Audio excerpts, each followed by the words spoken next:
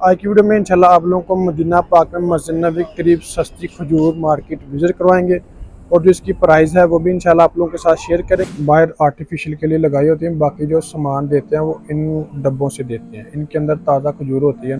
खजूर के साथ साथ आप यहाँ से चॉकलेट भी खरीद सकते हैं, टॉफ़ियाँ भी खरीद सकते हैं। उसके अलावा आप ड्राई फ्रूट भी खरीद सकते हैं। कुछ खड़े भी हैं, कुछ बैठे हैं रियाजुल जन्नह में जाने के लिए। तो आपको बहुत ही सस्ती पड़ेगी क्योंकि यहाँ पर सामान बेचते हैं होल सेल रेट।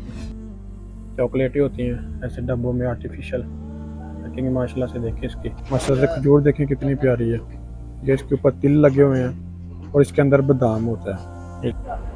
अस्सलाम वालेकुम गाइस, कैसे हैं आप सब? उम्मीद करता हूँ सब खैर ऑफिस से होंगे। सबसे पहले तो ज़ुल्फा की ज़ात पे करोड़ों दुरूद सलाम सल्लल्लाहु अलैहि वसल्लम। जी तो इस वक्त मैं मौजूद हूँ मस्जिद नबवी के अंदर। आज की वीडियो में इंशाल्लाह आप लोगों को मदीना पाक में मस्जिद नबवी के करीब सस्ती खजूर मार्केट